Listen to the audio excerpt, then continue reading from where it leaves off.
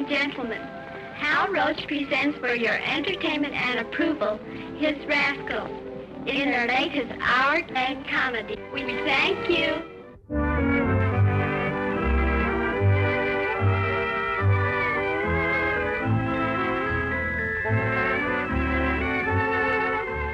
Jackie Cooper, who was the hunchback of Notre Dame. Blonde Cheney.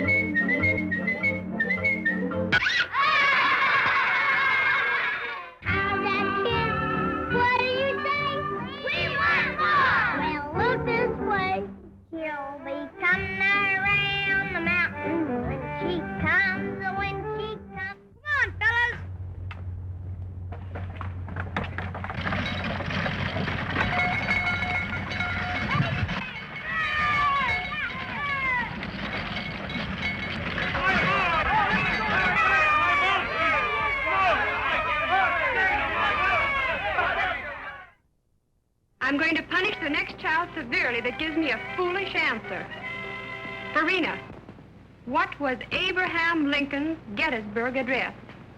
1644 South Main Street. Oh!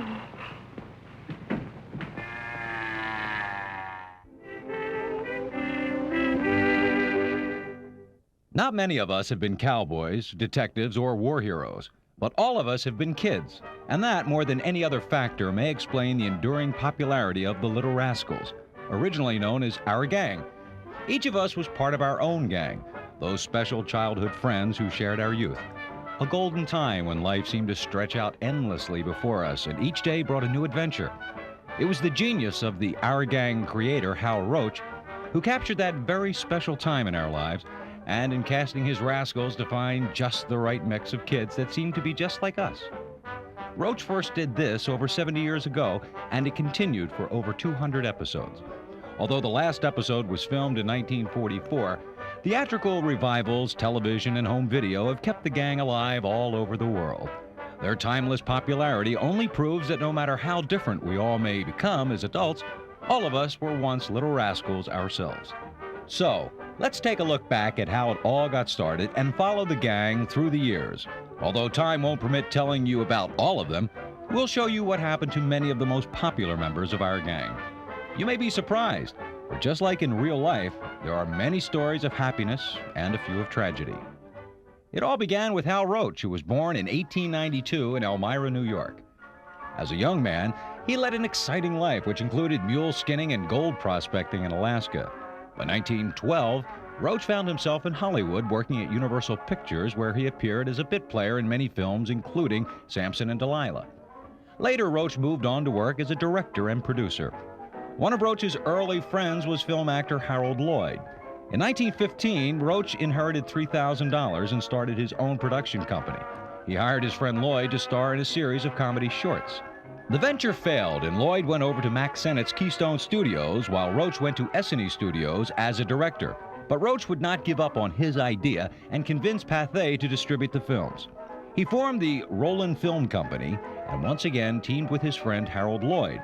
With Roach directing and shaping his comedy style, Harold Lloyd became a huge star.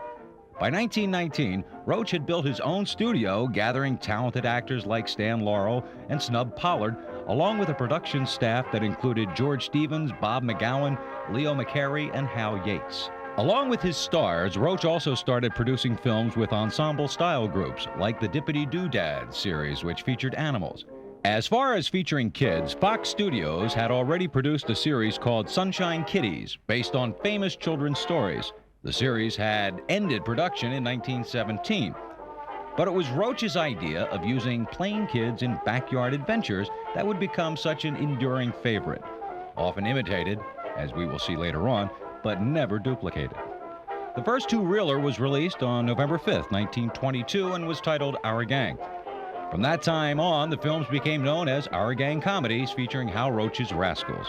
Members of the original Our Gang were Ernie, Sunshine Sammy Morrison, Jackie Condon, Peggy Cartwright, Mary Cornman, and Monty O'Grady. The Champeen was the 9th in the Our Gang series. Released early in 1923, it has all the basic characteristics that would be found in all future Our Gang films. Roach's concept for his Rascals came about after he had watched a group of kids in a lumber yard across from his studio office. He said, they had picked up these sticks of lumber and began arguing over them. Now this amused me. The littlest kid claimed the biggest stick and the oldest kid wanted it. I knew they would probably throw away the sticks as soon as they walked around the block, but the most important thing in the world right then was who would have which stick. All of a sudden, I realized I had been watching this silly argument for over 15 minutes because they were real kids. The Champeen features Our Gang's senior member, Sunshine Sammy Morrison, who decided he can make money as a fight promoter when two of the other gang members are fighting for the affections of Mary Cornman. Ernie Sunshine Sammy Morrison was born in New Orleans in 1912. Morrison was already a veteran of films when he was signed by Roach in 1919. It was the first long-term contract ever given to a black performer. Roach signed Morrison to appear in a number of shorts, and after renewing his contract in 1921, had slated him to star in his own comedy series, The Pickaninny. After one release in 1921, the series failed to catch on. Later, Roach cast him as an original Our Gang member. Morrison appeared in 28 Our Gang films. After leaving Hollywood for a time, Morrison returned in 1940 and soon signed on to the Monogram East Side Kids series. His character's name was Scruno, and he stayed with the group for 3 years, including this appearance with Bela Lugosi in Ghost on the Loose.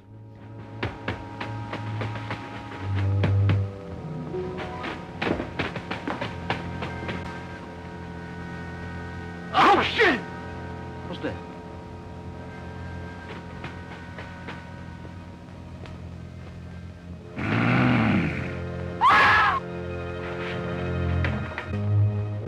Well, maybe a termite bit him. What's the matter? The altitude too much for you? No. That picture up there, he's alive. Who's alive? Him, up there. Please believe me. There was a him a minute ago. You're seeing things. Seeing things? Man, I heard him growl. In 1987, Morrison was inducted into the Black Filmmakers Hall of Fame. Sunshine Sammy Morrison passed away in 1989. Another original gang member appearing in the Champeen was Jackie Condon. Condon appeared in 78 Our Gang films over 7 years. After leaving the series, he never really returned full-time to films and became a successful accountant. Condon died in 1977. The 1923 release, Giants vs. Yanks, featured one of the gang's earliest additions, Mickey Daniels. Daniels made his first Our Gang appearance in the series' second film, Young Sherlocks.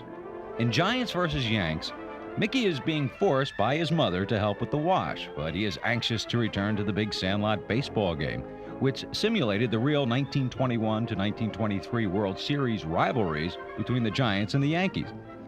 In the best Rascals tradition, Mickey comes up with a unique way of getting out of his chores.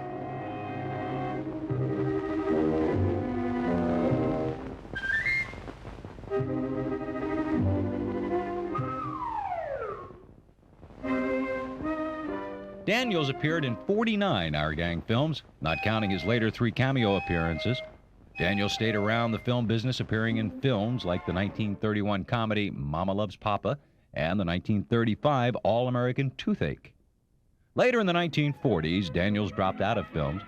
After World War II, he worked in the construction industry. Later, he became a cab driver, and he passed away in 1970. Sadly, his death went unnoticed by the press, and his remains were left unclaimed for many years.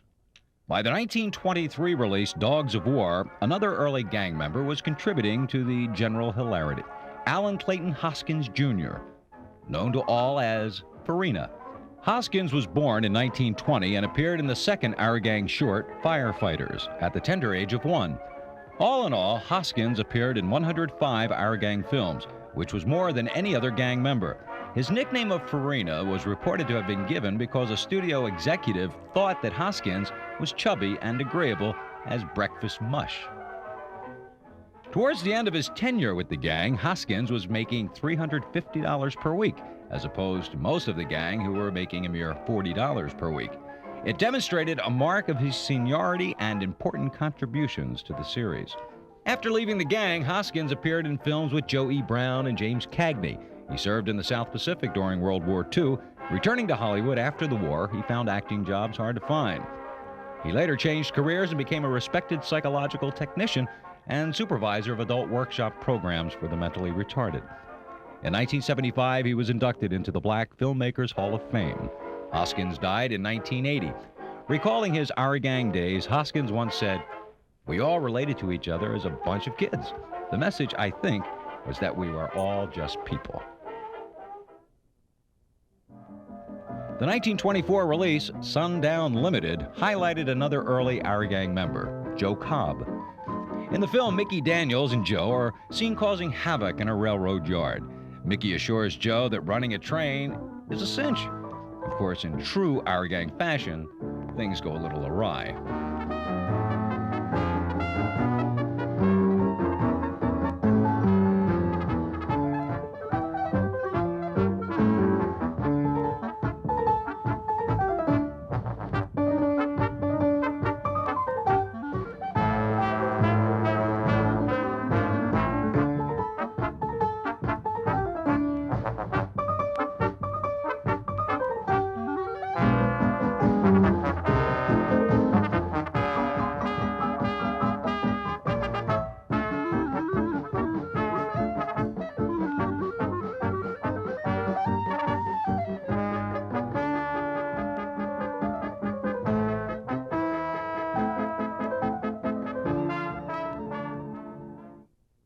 Cobb was born in 1917 and appeared in 86 Our Gang films. After leaving the series, Cobb returned to the studio in 1936 to act as a host of many Our Gang publicity tours. Cobb worked in the defense industry during the Second World War and later in private industry until his retirement. Cobb once recalled, "At Roach, it was a small but happy studio. We had a lot of funny people. You always went to work with a good feeling. It was a wonderful place." The 1926 release, Shivering Spooks, is a prime example of Our Gang director Bob McGowan's expert touch. His fast pacing and comic eye were an important factor in Our Gang's success.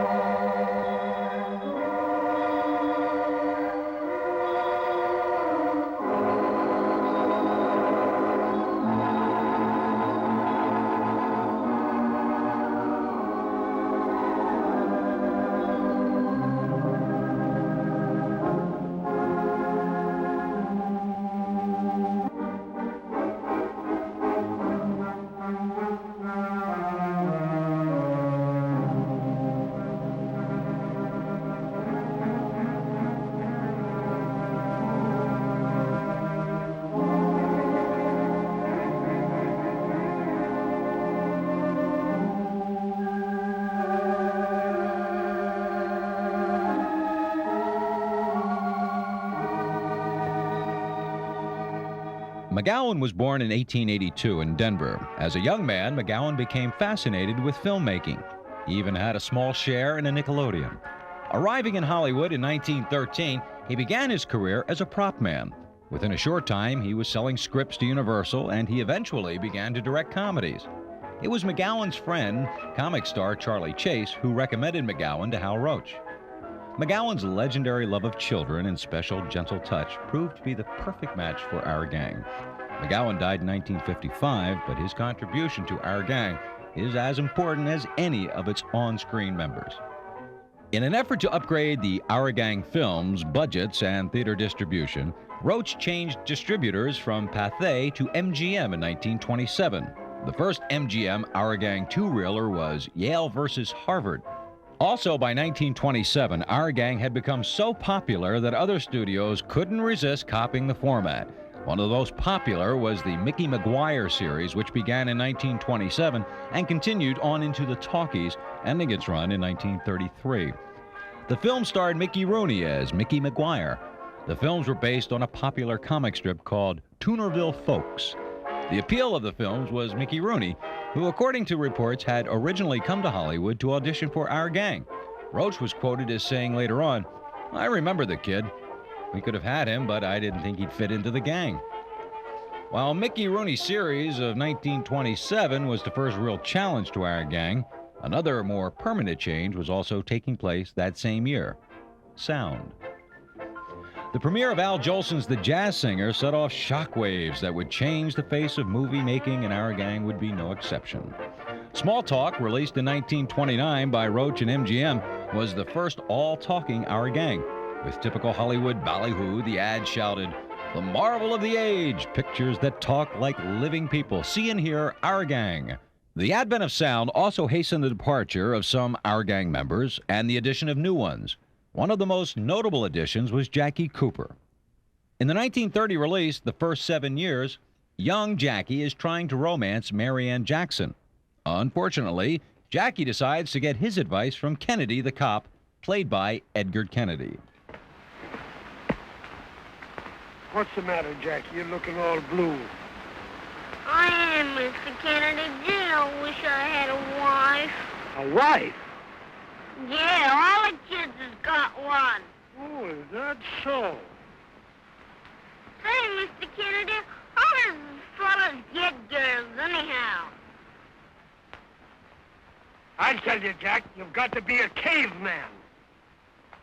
Yeah, what's that? Well, a caveman is a big, rough, tough guy. Yeah? He sees the woman that he wants, and he goes out and he grabs her. Yeah? Yeah, I get you, Mr. Kennedy. that's the idea.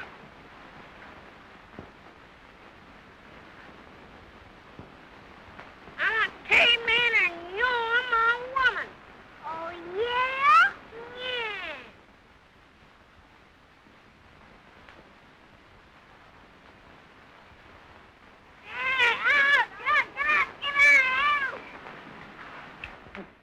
Jackie Cooper was born John Cooperman Jr. in California in 1922. He appeared in 15 Our Gang comedies over a 2-year period. Before joining Our Gang, Cooper, at age 3, had already begun acting as an extra. Roach saw Cooper and quickly signed him to a 2-year contract in 1929. Cooper left Our Gang in 1931 to star in the Paramount feature Skippy. Cooper received an Academy Award nomination for the role, as did his uncle Norman Turog for directing the film, the first of Cooper's more than 50 feature films. Later that year, Cooper would triumph again when he teamed with Wallace Beery in the classic tearjerker, The Champ.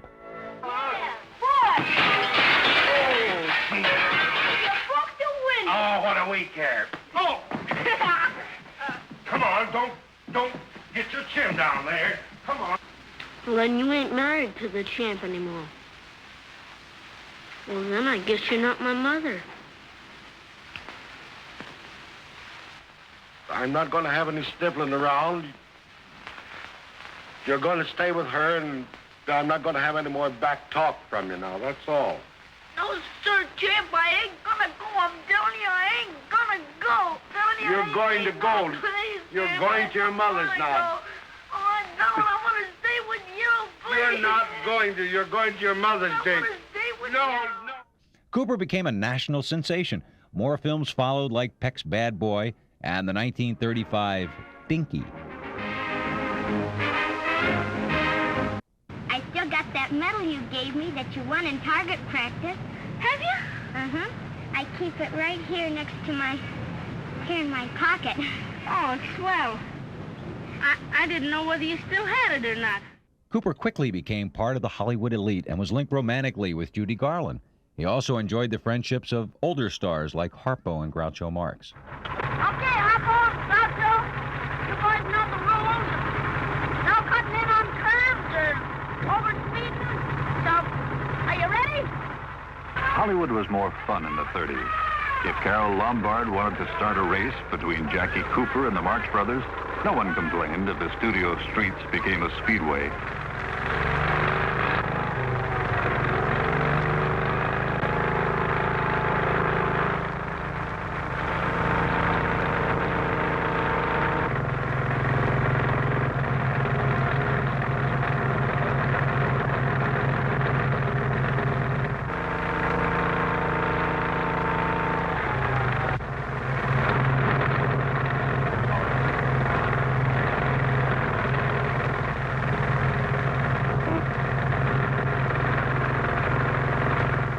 Harpo is declared the winner, Charles Lawton looks a little confused in the role of flagman.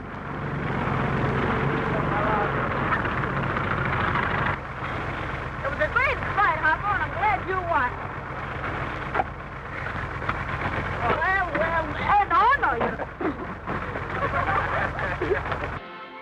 In 1941, he appeared with Judy Garland in Ziegfeld Girl. Cooper served in the Navy during World War II. After the war, he continued a successful film and stage career.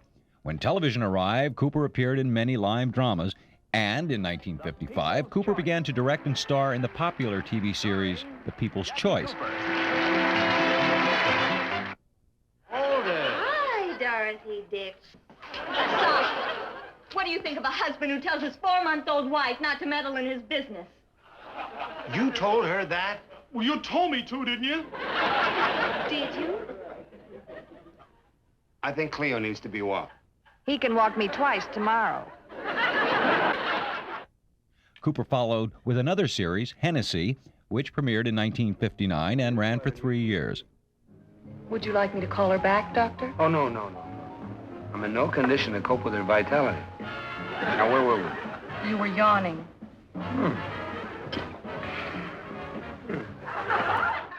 Cooper later went on to become a production executive at Screen Gems and even won an Emmy for directing an episode of MASH.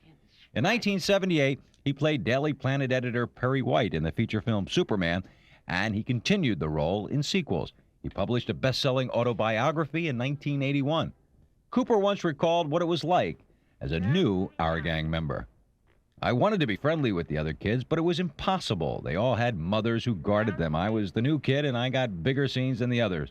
I got crying scenes, which were more important. Well, me and her are gonna get married someday.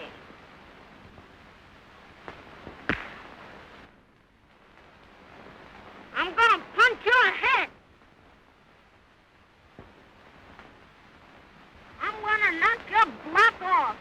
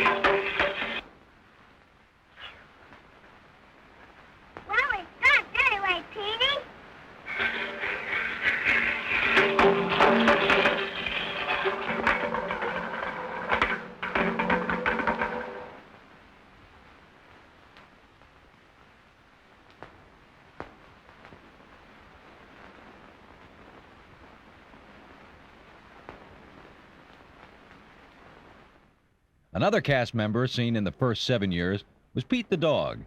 Jackie Cooper once wrote of Pete, "The dog in the Our Gang shorts impressed me more than the kids did. I love that dog." Who didn't? Actually, the first dog to appear in Our Gang films was a bulldog named Pal. As the story goes, Pal had a son named Pete who began appearing in films, including the Buster Brown series where he played Ty. The role called for a ring to be painted around the dog's eye. After looking at many dogs for Our Gang, Roach decided Pete was his dog. All they needed to do was to get that ring off his eye. Roach was informed that the ring had been applied with a permanent dye and could not be removed. Roach recalled later saying, "What the hell, leave it on." And he signed the dog to a 3-year contract in 1927. The contract also stipulated that the trainer who supplied Pete also breed new dogs to take his place. Over the years, many dogs have taken on the coveted role of Pete, which may also explain why the famous ring was seen on different eyes during the series run. As for the original Pete, it was reported he had passed away in 1930. The closing act is Pete, the famous Our Gang movie dog. Pete is about to be initiated a member of the Seidel Club.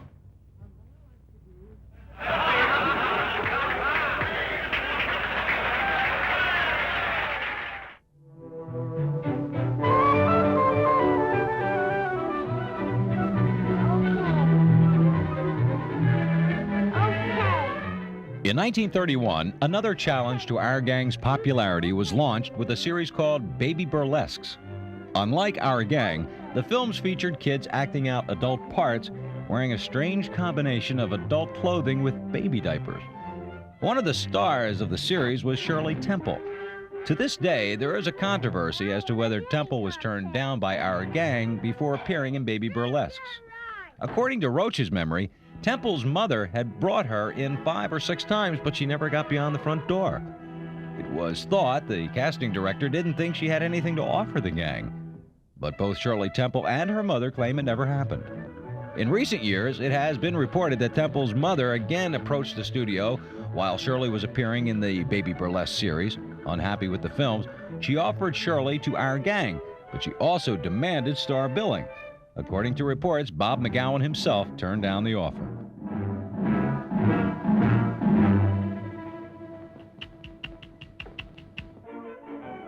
Other ill-fated attempts to copy the Our Gang success were films featuring the Cabin Kids, a popular black singing group of the 30s.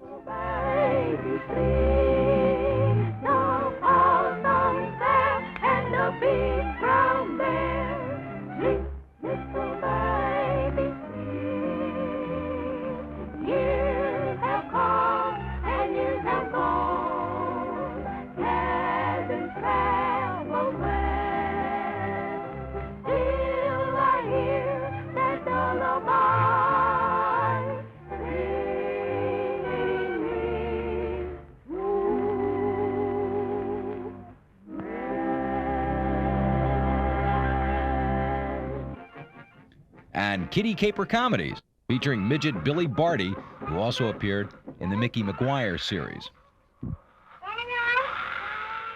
One thing was for sure, whatever the magic chemistry Roach had created for Our Gang, it could not be duplicated even by the likes of Hollywood immortals Mickey Rooney or Shirley Temple.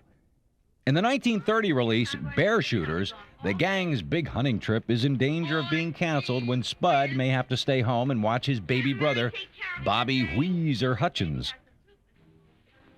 Hi, fellas. Come on, get your meal. Let's get going. I guess I can't go. How come? I gotta stay home and grease Wheezer. Gee, that's tough. Can we take your mule? No, you can't take my mule. If I don't go camping, my mule don't go camping.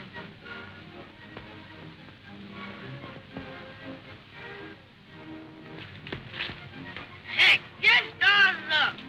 Let's take the mule. Spud won't care much. That's a good idea. Come on. Now, Darla, come on. So, you're trying to swipe my mule, eh? No, we ain't gonna swipe it. We're just gonna use it for a little while.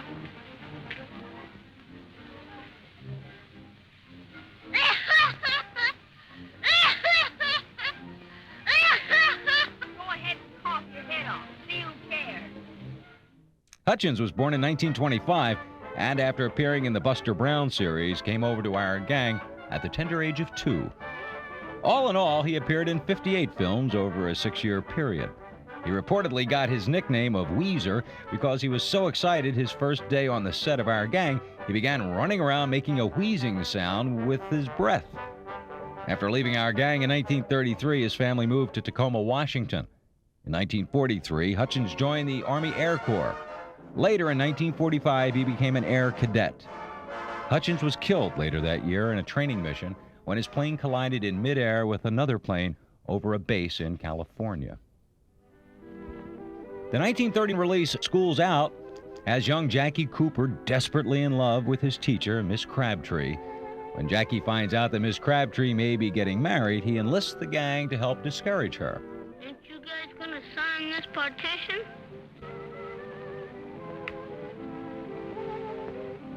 Well, I was just thinking, how can we go fishing if we gotta go to school all summer?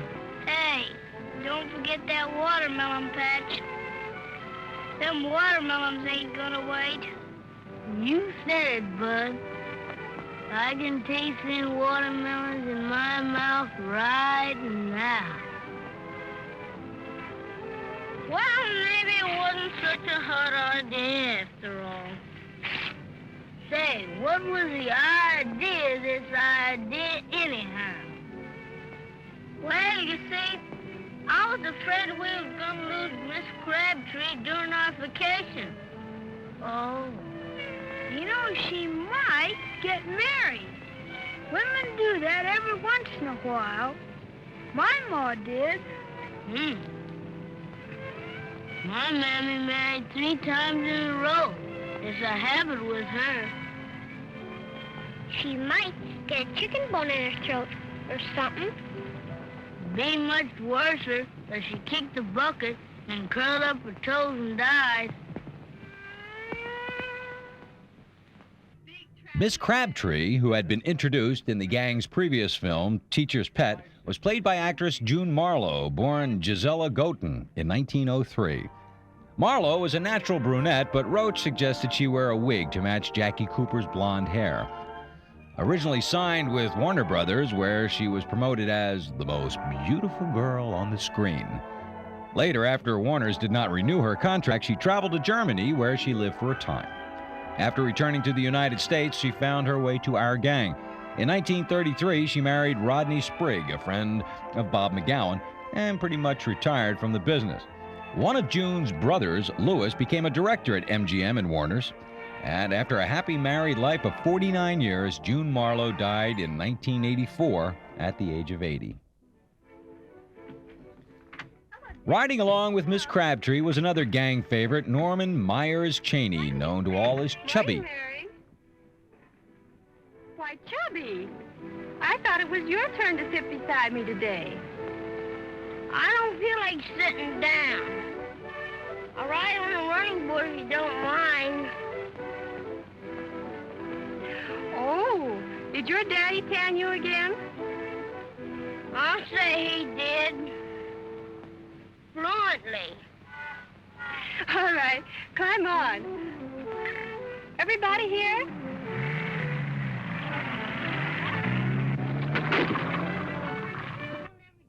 Chubby appeared in 18 Our Gang films over a 2-year period. After Hal Roach had decided that Joe Cobb was getting a little too old for the gang, a national search was started in 1928 for his replacement.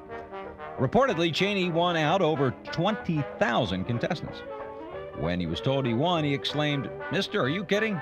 I won just because I'm fat?" But in the end, it was Chubby's weight that would also spell disaster.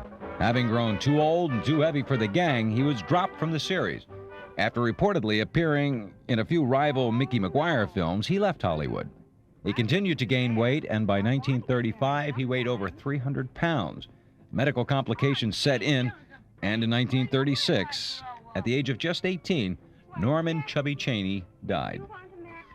Later in School's Out, the gang had been sold some questionable answers to Miss Crabtree's daily quiz. First up was Chubby. Chubby Cheney. Who was Nathan Hale?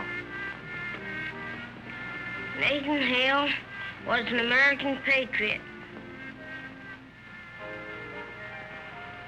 That's right. In what manner did he give his life for his country? He was hanged. No, he was hanged. Oh, hanged.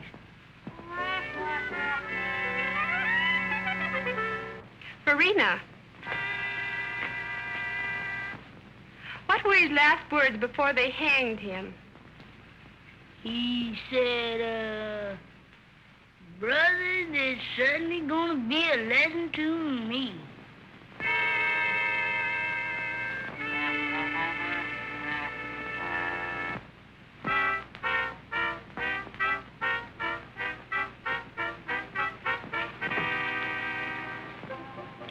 Donald Haynes.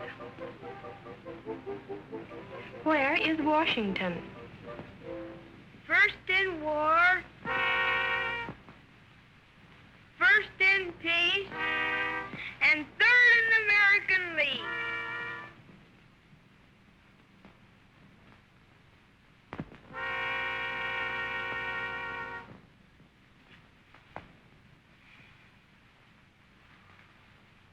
Douglas Greer.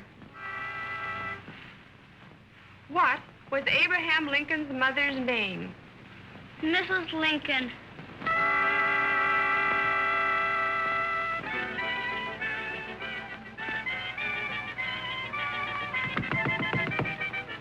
Are you children trying to be funny?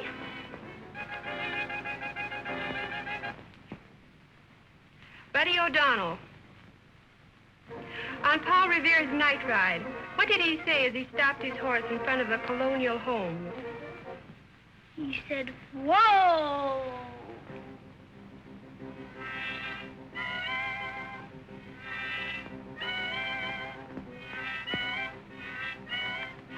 Somebody's in for a real trouncing. Bobby Mallon. What was Nero doing while Rome burned? Well, I don't know, but I think he should have been hauling water to the fire.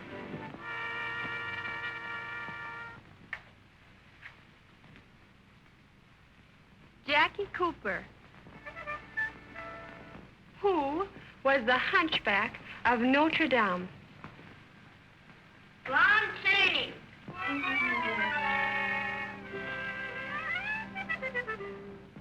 What is this?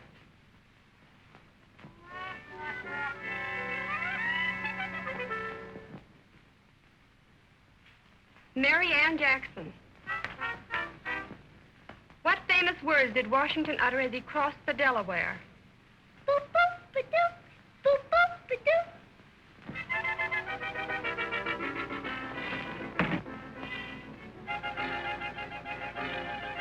I'm going to punish the next child severely that gives me a foolish answer. Farina.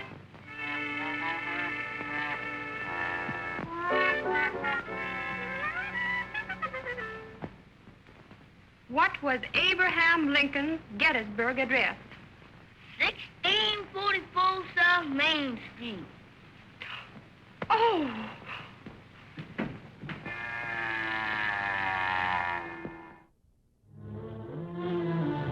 Along with many Hollywood stars from all the studios, the entire Our Gang bunch made a guest appearance in the 1931 short, The Stolen Jewels, which was produced as a fundraiser for the Variety Artist Tuberculosis Sanatorium. The gang is seen with Roach studio mates Laurel and Hardy.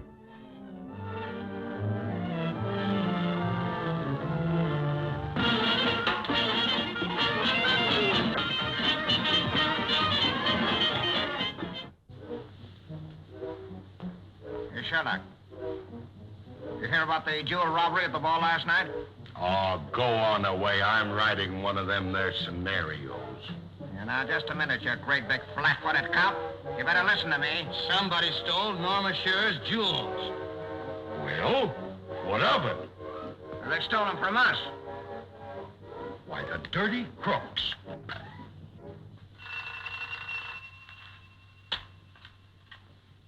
Inspector Kane speaking. What? I'll get right over with two of my best men.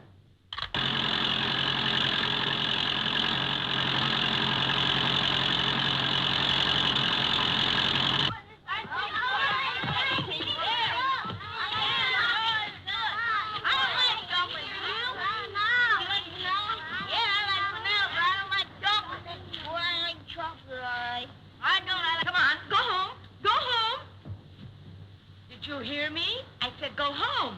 You can't sit around here dirtying this place up eating ice cream. Miss Shear won't like it. Well, Miss Shear, she bought it for us. Oh, well, of course, that's different. You sweet little dears. Hey, the cops!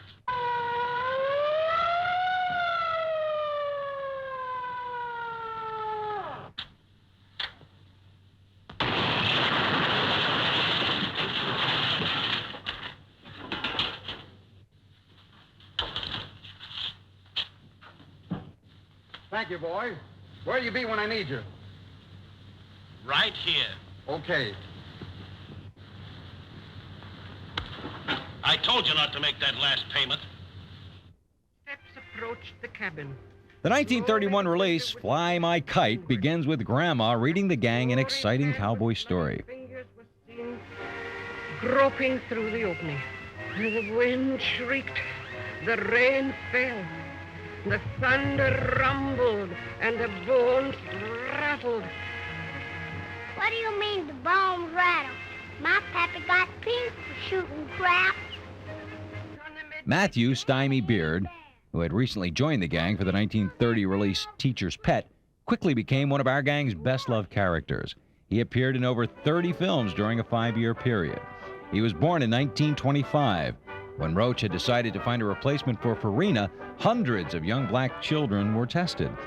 According to published reports, when the 5-year-old Stymie walked on the stage and just looked around, director Bob McGowan shouted, "That's who I want. Sign him up for 5 years." Stymie claimed he got the idea for his derby hat from Stan Laurel, whom he used to follow around the lot. After leaving the gang, he returned to school in Los Angeles, but worked freelance, appearing in almost 20 films like Stormy Weather, Captain Blood, and Jezebel. Stymie had trouble adjusting to life without our gang, and as a teenager began a long period of drug addiction. In the 1960s, he finally was able to kick the habit and began appearing in films and television programs. By the time he died in 1981, he had regained the respect and admiration of everyone who loved and cherished his years with our gang. The premise of Fly My Kite is that Grandma's son-in-law wants to take away her house and send her to the old age home. He steals a letter in which Grandma is advised she owns bonds worth a fortune. Unaware of the bonds' potential worth, Grandma has given the gang the bonds to use as a tail for their kite. Grandma, that man didn't tell you no lie. That man said those bonds would go up. Look at him, flying around like an eagle. Oh.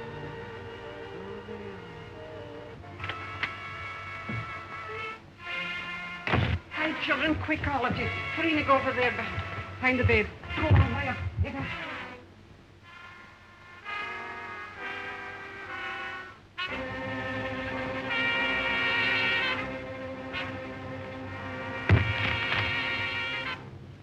Dan, my glasses.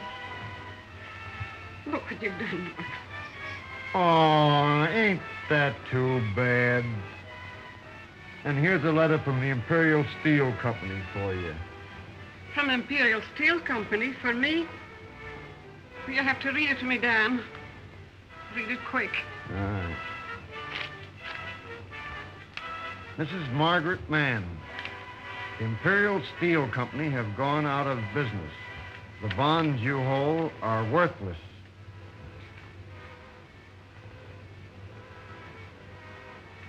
They're wrong, Dan. The bonds are not worthless. And they've gone up. Well, what do you mean the bonds have gone up? You see that kite? The bonds are on the tail of that kite. The bonds are on that kite?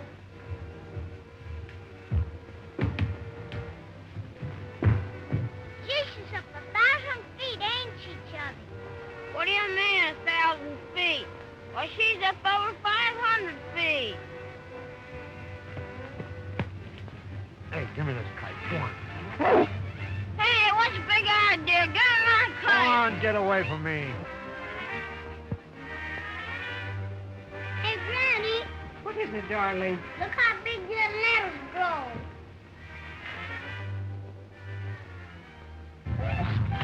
Children, run and help Chubby, won't you?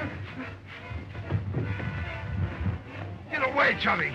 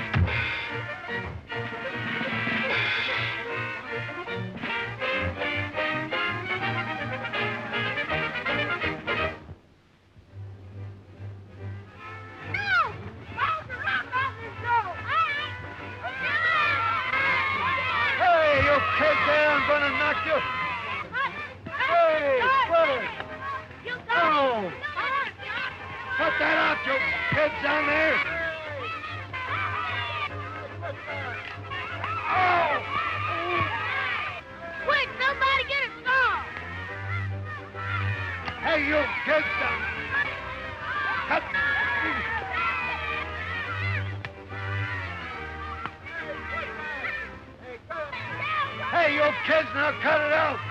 I'm telling you.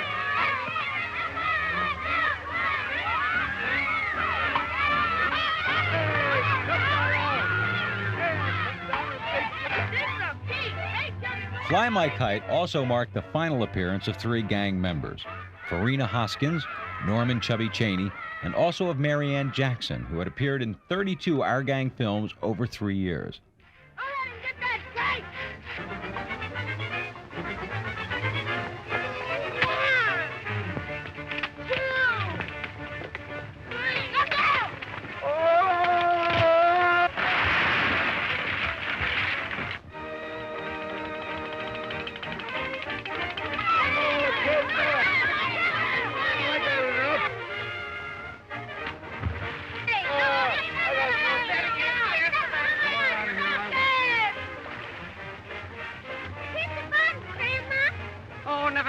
The bonds. Are you children all right? Where's Stymie? Where's Stymie? He's all right, Grandma. I got him by the hand. By the beginning of the 1930s, many of the original and early Our Gang members were gone from the series.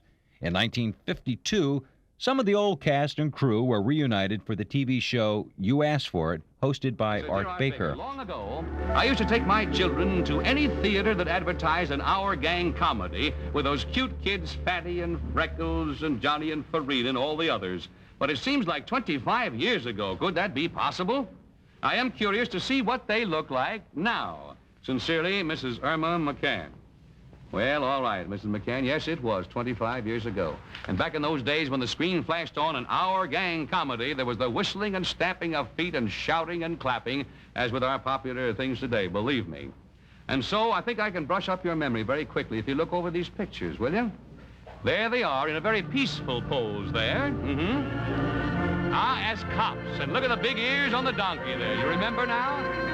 There they are, belligerent, fisticuffs, I think they call it in polite society. And there they are, grouped on a wagon there. I think I'll go right over their names for you from left to right. Jackie Condon, Joe Cobb is Fatty, Mary Cornman, Mickey Daniel, Johnny Downs, and Farina Allen Hoskins. That is how they looked 25 years ago, my friend. Here is how they look today.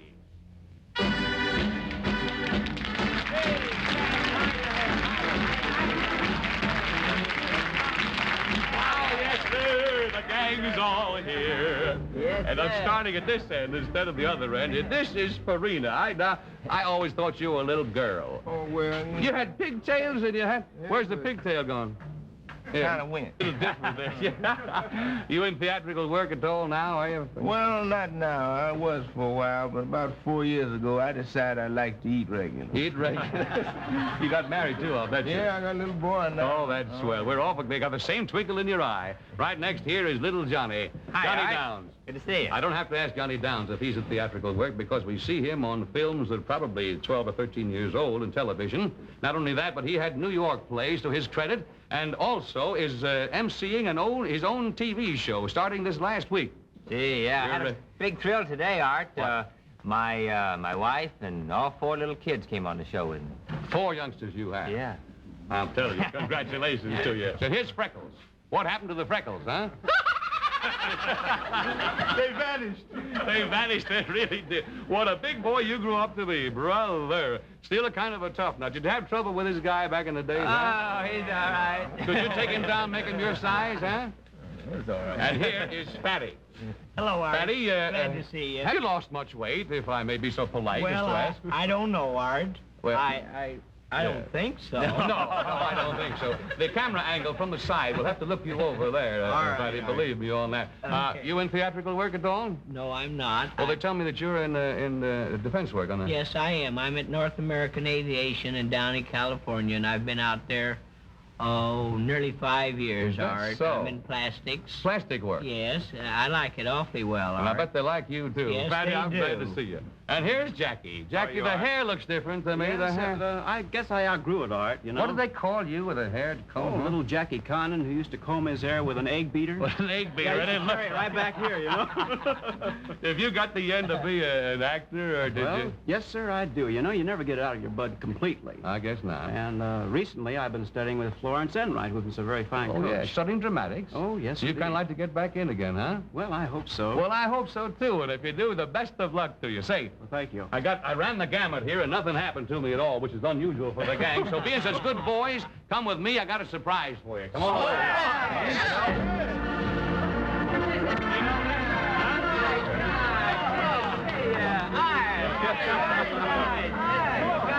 Hey, let me introduce to tell you who these folks are.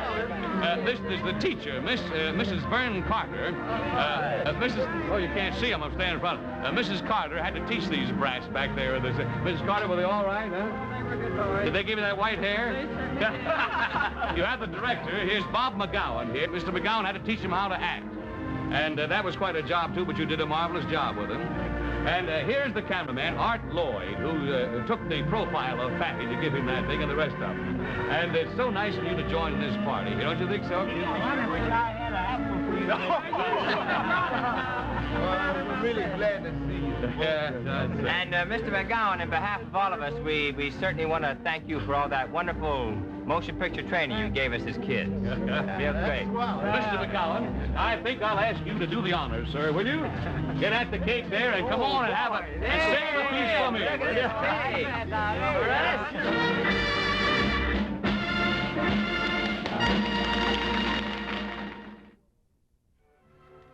The 1934 release, Hook and Ladder, featured 2 new gang members, George Spanky McFarland, who had joined the series for the 1932 Free Eats, and Dicky Moore, who made his debut in Hook and Ladder.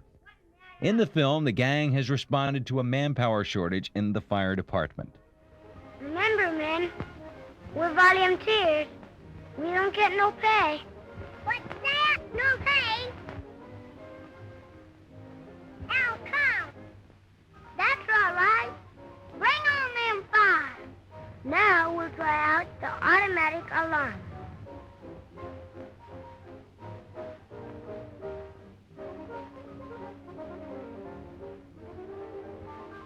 Ready? Okay. Let her go.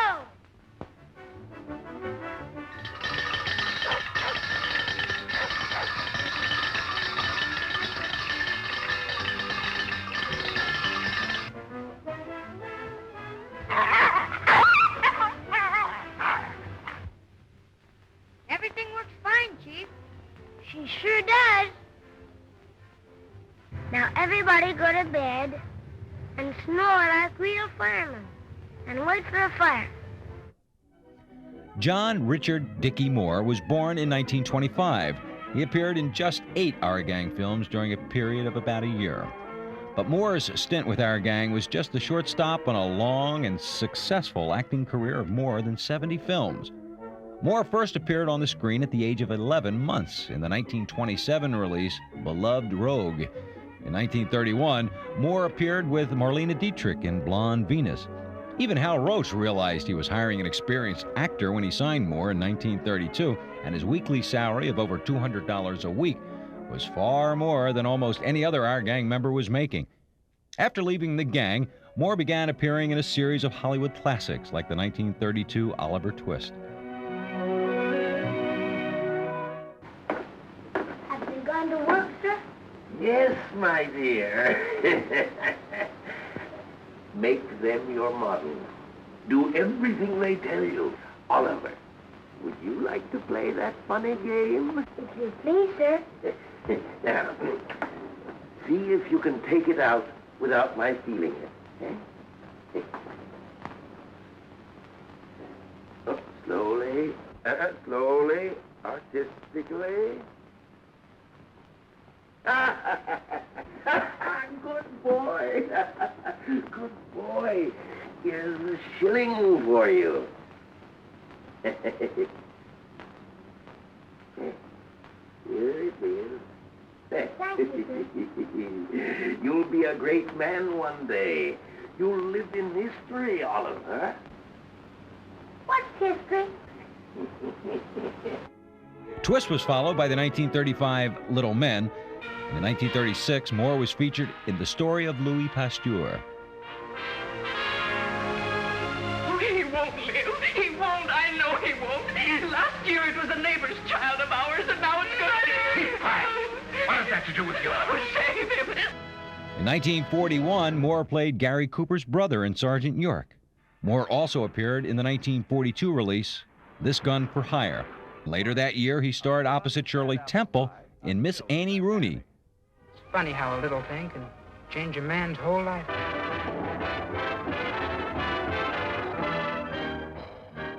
In 1943, he appeared in The Song of Bernadette.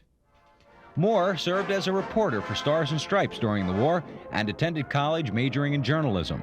In later years, Moore concentrated on writing and also formed his own public relations firm. In 1984, he wrote a successful book about children's stars called Twinkle, Twinkle, Little Star. Moore has created a successful life and career where many child stars have failed. He once said, "People have a tendency to remember you as you were, and unless you're careful, you may have a tendency to remember you as you were too."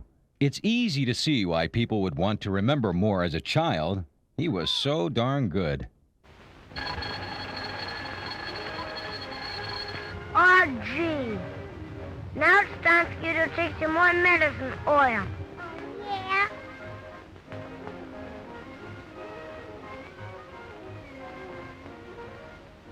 Come on, take it. No, no. He's a fine cheese. That's what I say.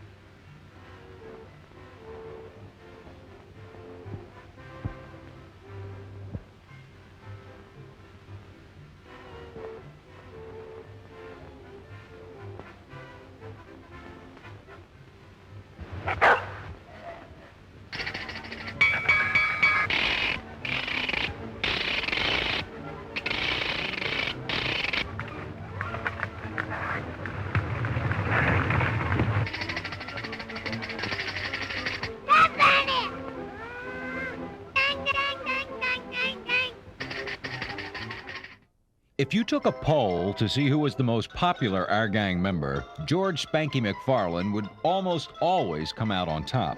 Spanky literally grew up during Our Gang, appearing in 95 films over 11 years. Roach always had a chubby gang member, and in 1932, Spanky had taken over from previous heavy members like Joe Cobb and Chubby. Spanky plays a featured role in what is considered one of the funniest of all Our Gang films, the 1933 release, The Kid from Borneo. In the film, Spanky's world-hopping uncle has returned from the Far East with a sideshow featuring the wild man from Borneo. Spanky and the gang go down to meet his uncle, whom they've never actually seen. In true Our Gang fashion, the kids mistake Bumbo the Wild Man for Uncle George. How you feeling, Uncle George? Hello, Uncle George. Hello, Uncle George. Is that your uncle? Sure. He looks like a gorilla ape to me.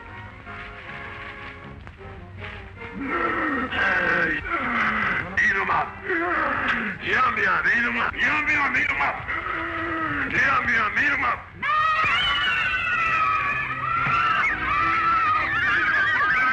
Eat 'em up, eat 'em up. Eat 'em up, eat 'em up. Yum, yum, eat 'em up, eat 'em up.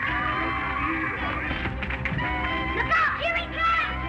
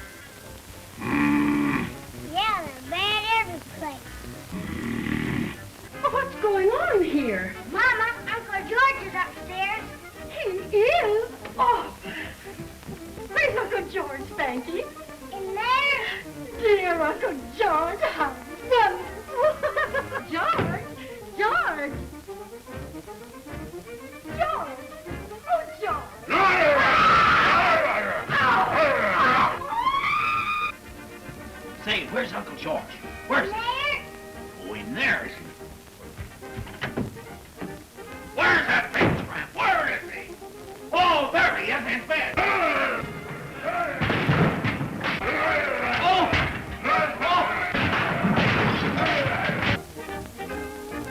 Spanky's tremendous popularity with the public did not have the same career-changing effects as did Jackie Cooper or Dicky Moore. But he did appear in 7 films, including the 1935 feature Kentucky Colonels. In 1936, he also appeared in Trail of the Lonesome Pine. Also in 1936, Spanky had the lead role in the only Our Gang feature ever made, General Spanky. It was Roach's idea to move Our Gang into the feature category, as he had done with Laurel and Hardy. Whether it was the Civil War backdrop or a reluctance on the public's part to see the gang in another light, the disappointing box office precluded any more attempts at Our Gang features. Now it's time little boys like you were in bed. What's going on out here? Well, if it isn't General Spanky.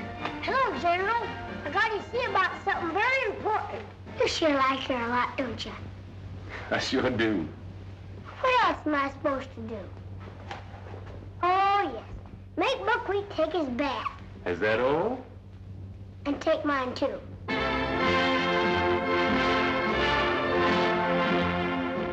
Spanky also became the most heavily used gang member for a host of endorsements and merchandising campaigns. Spanky was selling everything from breakfast cereals to ice cream. And here he is in a 1937 promotional film for Speedo bikes. Speedo bike, the perfect bike for the real little bike rider. It looks exactly like a motorcycle, has super balloon tires, coaster brake, and everything. Here's good news. Now is your chance to own one of these Speedo bikes absolutely free. Through the courtesy of this theater and the sponsor of the program, several Speedo bikes will be given away to the boys and girls who attend this theater. It's all very simple, nothing much to do or get. Have your parents and friends help you be a winner of one of these swell Speedo bikes. Watch for the dates when Speedo bikes will be given away and see the display in the theater lobby for further details. Who will be the lucky winners? The race is on. Let's go.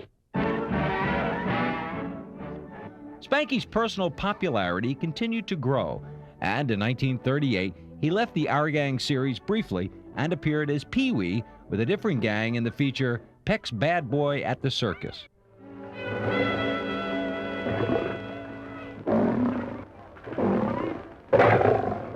Keep away from that cave.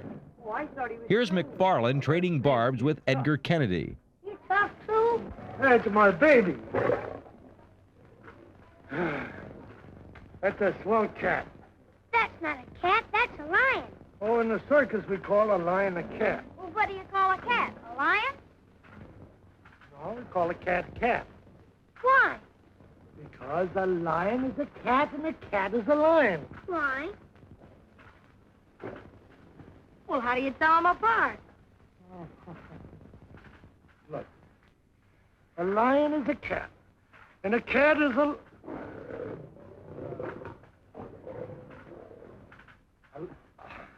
lion is a cat. Why? Get out of here. Go on. Get out of here. Get out of here. Chase yourself. Go on.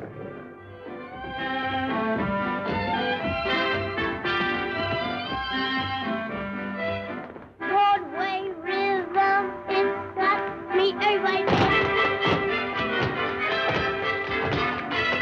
Broadway rhythm, it's got me everybody. But Spanky's unmatched appeal did not follow him as he began to grow up. His last Our Gang film was the 1942 Unexpected Riches. The following year, Spanky appeared in the 1943 release Johnny Doughboy. Although he didn't know it, at age 15, it would be his last movie. Later, after a short stint in the Air Force, McFarland, short on cash, went from job to job, mostly in sales. When Our Gang underwent a revival on television, McFarland would appear on television shows and personal appearances. But he never made the money or had the career it looked like he was originally headed for. Although he had a right to be bitter, McFarland said, "I wouldn't take $1 million for the experience. I have no regrets. As a kid, I had everything I wanted. We had a good life. But when it was over, it was over." Maybe the problem wasn't McFarland's. It was ours. After all, everyone has to grow up. But Spanky was so lovable and so endearing, we just didn't want to give him up. George Robert Phillips McFarland died in 1993 at the age of 64. Spanky's timeless appeal can be seen at its best in the 1933 release Bedtime Worries. Baby dear, what is it? I'm scared. Oh, that's only a dog. Now lie down and go to sleep. There.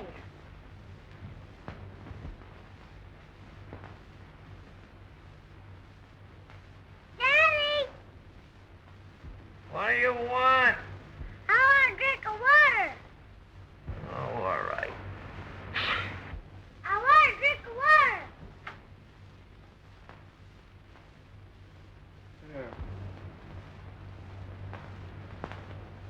I thought you were thirsty.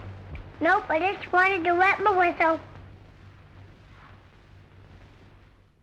The 1934 release of High Neighbor marked a transition period for the gang. After a 4-month shooting break, Bob McGowan had stepped down as the series director, and veteran Roach staffer Gus Mines was assigned to the series. Wally Albright began a brief 6-film run as one of the gang's leaders opposite Spanky. In this classic poor kids against rich kids story, Wally's girlfriend, Jane, is starstruck when a new rich kid moves in and offers Jane a ride in his fire engine. Desperate for attention, Wally boasts the gang also has a fire engine. Of course, there's one hitch, they don't.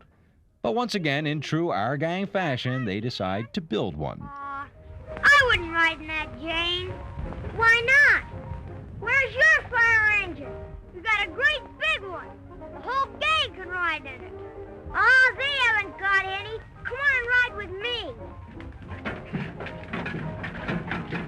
Wally, you get your fire engine out, and I'll ride with you when we get back.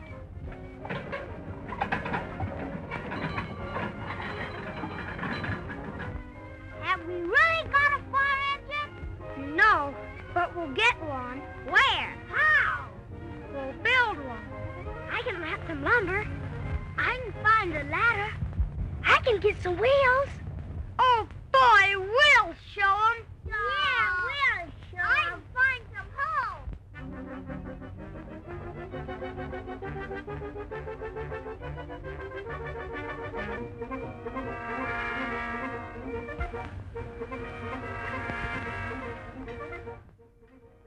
Volunteering to get the wheels is Tommy Bond, who appeared in 27 films over 8 years. Starting at age 4, he became best known later in the series when he became known as Butch. Who's Butch? I am. And starting Monday, I'm the big shot around this place, see? I usually prove it by licking everybody. But at the same time, I'm just gonna lick the toughest one of you. All right, who's the toughest? Step up. Ooh. Okay, dummy, you asked for it. Put up your dues. We can't fight now. You've got to give us full of time to train. How much time you need? Well, we'll be ready by tomorrow afternoon. Where? Behind my barn at the Ajax Athletic Club.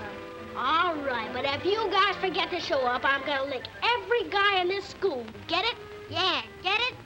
Come on, William, yeah. After leaving our gang, Bond appeared in 19 films, but he may be best remembered for playing Jimmy Olsen in 2 Columbia Superman serials of 1948 and 1950. Bond lives in Fresno, California, and works at a local television station. Scott Hastings Beckett, known as Scotty, made his Our Gang debut in High Neighbor. Beckett would appear in 15 films over 2 years and later 2 more films when the gang moved to MGM. But in High Neighbor, the 4-year-old Scotty and young Spanky were having trouble finding a place to sit. Hey, give me that! I need it!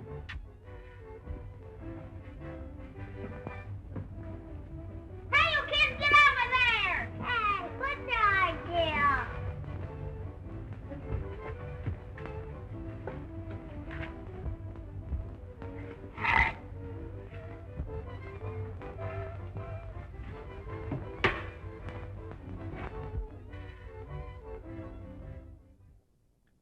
When Hal Roach first saw Scotty Beckett, he reminded him of the former child star sensation Jackie Coogan. So, after signing Beckett to a contract, Roach dressed the young actor in a similar fashion to Coogan's. After Beckett left the gang, he appeared in over 60 films. In the beginning, it looked like he was headed in the same direction as Jackie Cooper and Dicky Moore, as he began to appear in important films like the 1935 release Dante's Inferno and the 1939 Love Affair. Hey, get me down from here, will you? I got up there and I couldn't get back. Can you do that? Sure.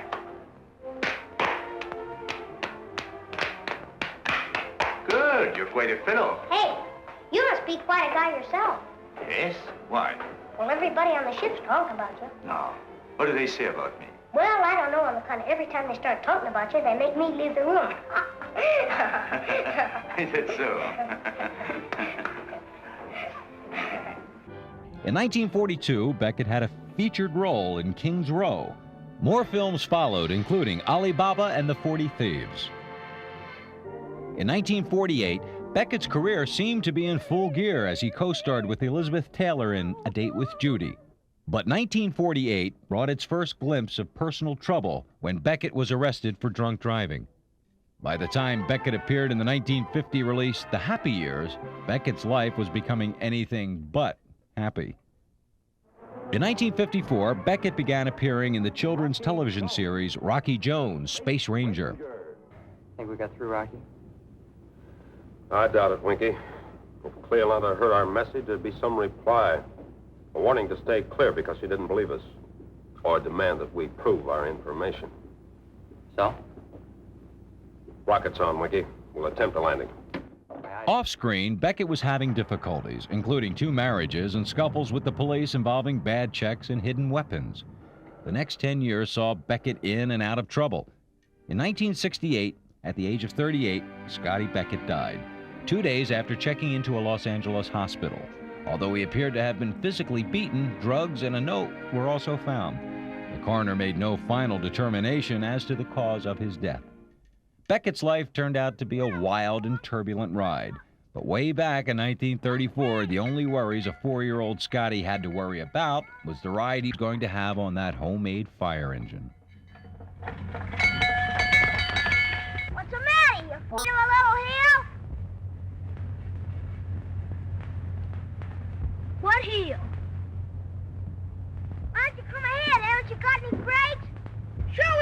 brakes. Show 'em, Stymie. See? Them brakes, what is brakes? All right, I'll beat you at the bottom of the hill. Okay. Come on, fellas.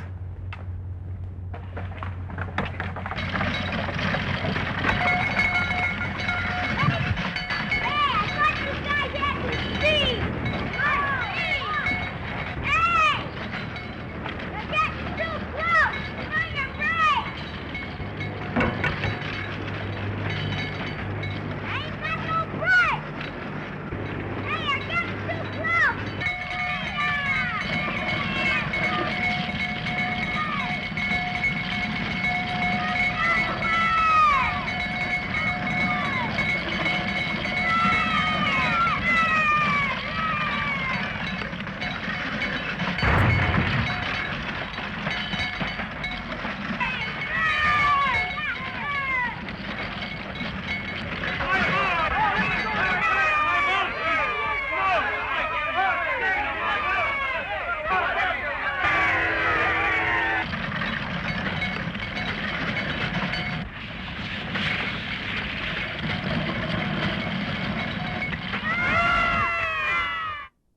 In the 1934 release, Shrimps for a Day, the gang are residents of the Happy Home Orphanage. The skinflints who run the home are announcing that the home's kindly benefactors will be giving a party. One of the gang members listening is Billy Buckwheat Thomas, one of our gang's most memorable characters. William Thomas Jr. was born in 1931. He appeared in 93 films over a 10-year period. Following in Farina's footsteps, Buckwheat signed on with Roach for $40 per week. Over the years, because of imposters, there's been confusion regarding how many actors played the role of Buckwheat. The records indicate that Stymie Beard's sister Carlina played the part in one film, and Willie Mae Walton Taylor, seen here, played the part 3 times. Billy Thomas played the role all other times. After leaving the series, Thomas appeared in a few films, but by 1945 had dropped out of the movies. After serving in the Army during the Korean War, he became a film lab technician. Thomas loved operating a ham radio and participated in many Our Gang reunions. Remarkably, even though many imposters have been cashing in on his name, Thomas was never bitter. He said in 1980, "I've got a good-looking son who's never given me 1 minute of trouble. I've got good friends, a nice house, and I drive a Cadillac. I think I've been a lucky person." Thomas died later that year of a heart attack. He was 49 years old. Back in Shrimps for a Day, Buckwheat, along with his fellow gang members, are enjoying the party and the food given to them by the generous Mr. Wade. But some strange things are about to happen. Boys are so silly. Who did it? You know, Dick, I certainly envy these children. Now you go get that. Oh, there's another one gone astray.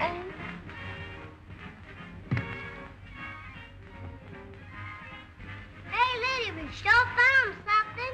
Well, you better run along. You'll miss out on the ice cream. Gee, this is interesting. I wonder what it is. Well, it looks like a lamp. Why, it must be 1,000,000 years old. There's something written on it. What does it say? Whosoever rubs this lamp will have a wish granted. What nonsense. Well, maybe so. But if it were possible, you know what I'd wish, Dick? What? I'd wish that we were kids again. What happened? Oh, Dick, you look so funny. Ice cream, I make it, you take it, hey, hey. Hey, sister, yes, mister, have you any vanilla today? Yes, we have no vanilla. How about some tutti frutti, cutie? How about some Sunday? Oh, never on Mondays, but I'll make it special for you. Which way did they go? There you are. Come here to me. Don't you touch us. Don't you harm us. Come here to me. Come here to me. Now I got you. Oh, I'll get you. Hey, let go of my feet. You come here to me, both of you. If I get a hold of you, you'll... Ow! Come Put down that hammer, Spanky. Oh, Lamp, if he ever did anything to it now. But I tell you, officer, she must be here somewhere. Here's her dress. She can't have gone. Mr. Wade! Mr. Wade! What is the meaning of this? Where's Mary? What's going on in here? Daddy! Daddy, it's me. Don't you know me, Mary? What's the meaning of this? I thought you said we'd find Mary here. That's Mary. Ah! Daddy! Listen, child, I've no time to bother with you. Mr. Wade, you've got to listen. Yes, Dick and I have found out plenty. Mr. Crutch is a crook, and he runs this place like a jail. And you must have him fired. What in the world is this all about? And who are you? You'll find out. I wish I was big again. Mary! Now do you know who I am? Say, may I have the lamp for a minute? Help yourself. How did you two ever get into this place? Well, we were at the party, And we found a lamp. and we made a wish. I wish Mr. Crutch was my size.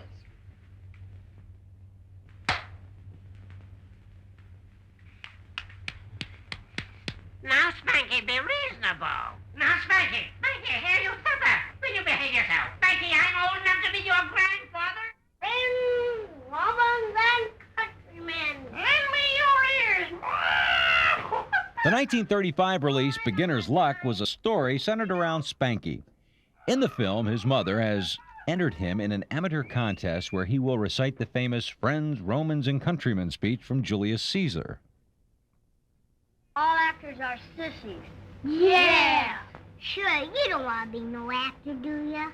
Of course not, but I'll be reciting the rest of my life if I win that prize tonight. Actually, Spanky really doesn't want to win because he thinks all actors are sissies. Backstage at the contest, Spanky runs into another act known as Tom and Jerry, the Arizona Nightingales, played by Carl Alfalfa Switzer and his brother Harold. He's not ready. Besides, my son is too much of an artist to open the show. Oh, he's too much of an artist to open the show. Yeah. Why don't you put all the sheep herders? They ain't fighting word, partner. We're cowboys from the mountain. Huh, from the drugstore. Oh, come now, son. Don't do this. All right, boys, follow me. Ladies and gentlemen, the first number on our amateur weekly program will be Tom and Jerry, the Nevada Nightingales. Arizona. The Arizona Nightingales.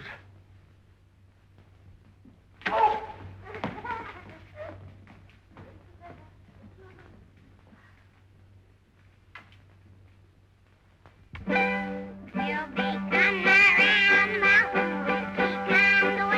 This appearance marked the first of 61 films Alfalfa would do with our gang over a 6-year period.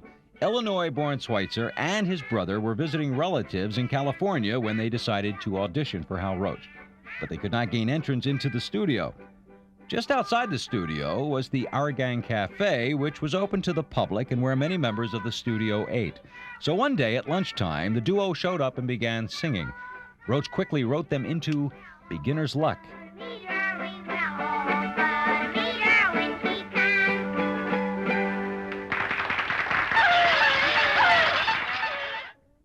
Alfalfa became an immediate hit. Here he is with the gang talking to Italian dictator Benito Mussolini's son, who was visiting the Roach studios. Mussolini, glad to meet you. And when I come out to where you live, may I make some pictures? Will you make some pictures of me? Yes, sure. Thank you. Switzer also gained a reputation as a troublemaker. One former gang member reported that on one occasion, after getting mad at a cameraman, Switzer wadded gum into the camera, forcing shooting to shut down for the day. On another occasion, after an argument with the director, he reportedly climbed onto the studio catwalk and urinated on the lights, again shutting down production until the smoke and swell had cleared. But life would also have some strange and cruel tricks for this rambunctious farm boy from Paris, Illinois. After leaving our gang, Switzer appeared in 50 films, including the 1941 I Love You Again and Regular Fellers, which was based on a comic strip, but its obvious similarities to our gang cannot be missed. Laboratory, huh? Trying to steal our inventions, huh? I'll learn you. What's it all about, Pinhead? I caught him spying on our laboratory, that's all. I wasn't spying either. I was just looking. He's lying, Jimmy. Don't let him get away with it. All right, Pinhead. Relax. Well, just what were you doing then, Bumps? I just wanted to come over and ask you if I could join the regular fellas. I bet he heard we was having ice cream. Buy it, Pinhead. What makes you think you could join? Lots of things. I can invent things, and I can sing, too. What do you say, Jimmy? Should we give him a chance? Okay. Bump, we'll try you out. Sort of a probation. I'll tell you all the rules later. Pinhead, you show him around. In 1942, Switzer appeared with Bob Hope in My Favorite Blonde, and in 1943, Alfalfa and Spanky were reunited for the last time on film in Johnny Doughboy. In 1944, he appeared in Going My Way and co-starred in The Great Mike. Hey, Corky, how did you get down here? Jimmy told you to stay up there and watch Mike. That's not Corky.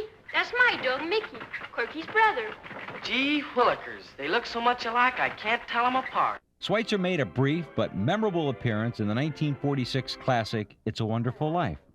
This is Mary. Well, I'll be seeing you. Well. Now, to get back to my story, see? Hey, this is my band. Oh, why don't you stop annoying people? Well, I'm sorry. Hey!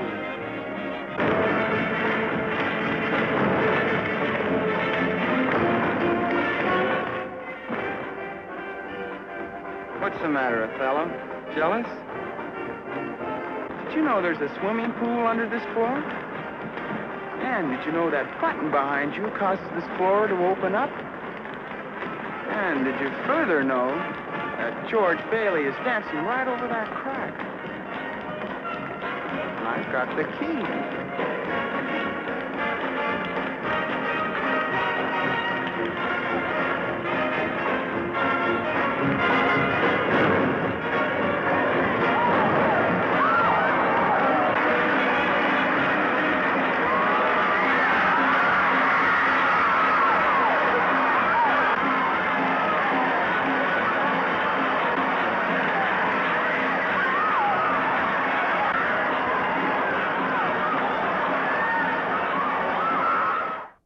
In 1946, Switzer also began appearing in a series called The Gas House Kids, which combined elements of Our Gang and the Dead End Kids. The first film in the series teamed Switzer with former Dead Ender Billy Hallop. The Gas House Kids aren't going to let their returning hero down. They're stooping to everything it takes, even to playing farmhand. Hey, which one of these things gives chocolate milk? Another film in the series, The Gas House Kids in Hollywood, reunited Our Gang members Alfalfa and Tommy Bond. Boy, I can't wait to get to Hollywood. And don't worry, we'll get there. Hollywood or bust.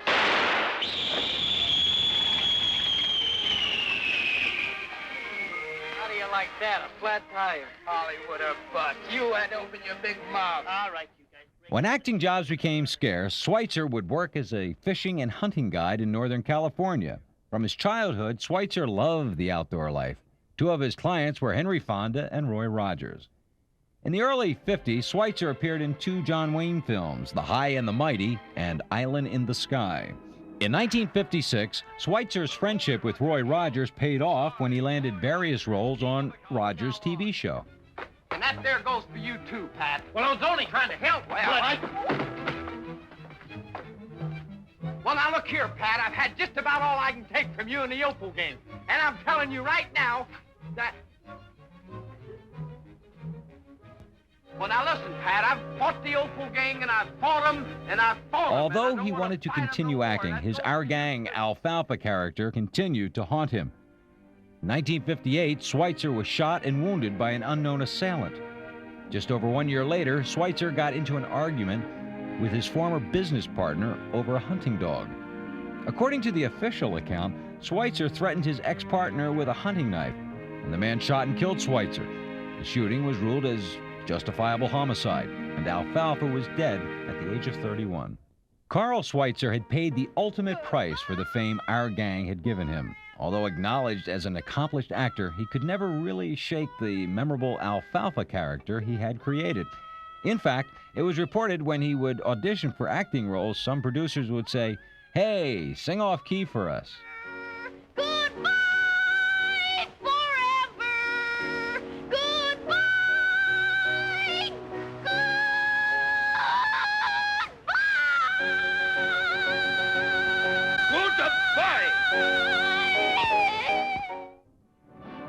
When 1936 began, Our Gang had established itself as one of the most durable of all Hollywood series.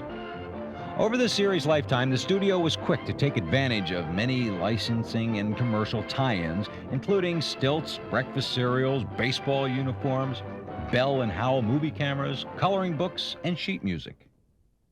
Hal Roach also used personal appearance tours extensively. In this case, however, it's not quite clear who exactly was going to appear.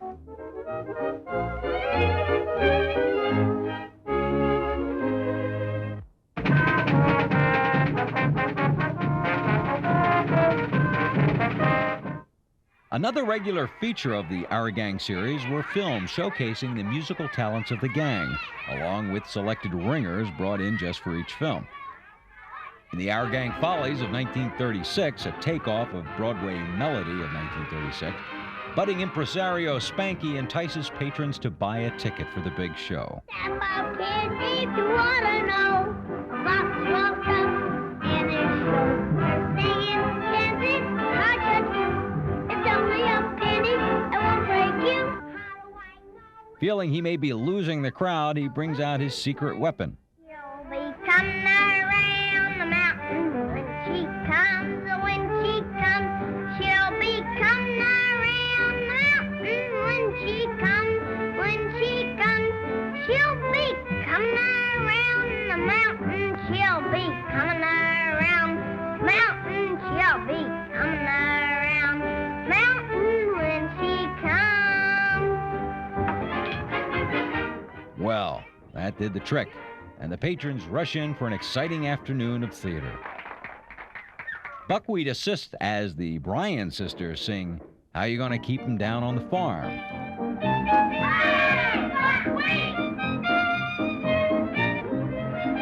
How you gonna keep down on the farm after they've seen Paris? How you gonna keep?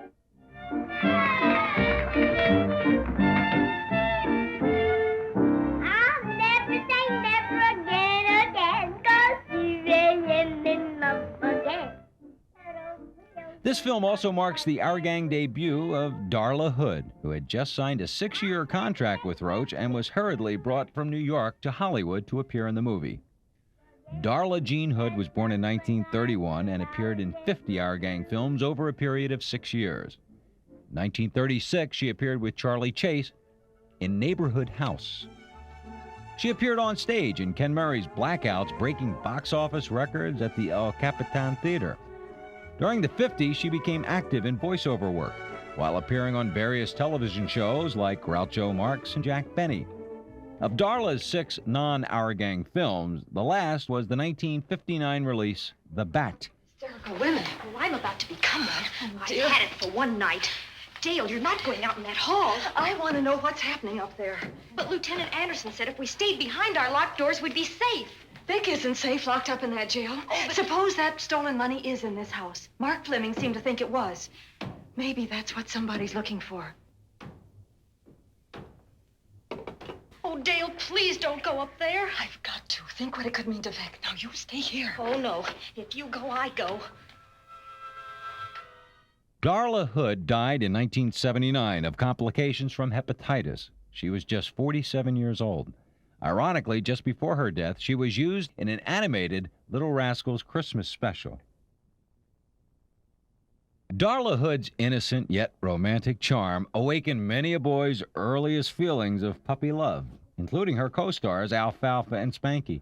She was easily the most glamorous of all the Our Gang members. Well, how do you like my club? Not so much. Why, Alfalfa!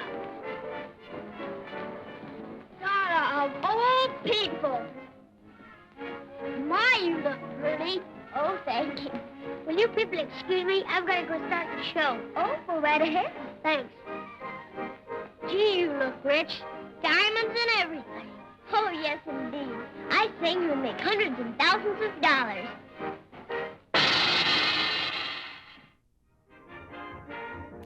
Also appearing in The Follies of 36 in just his second Our Gang film was Eugene Gordon Lee, also known as Porky. Didn't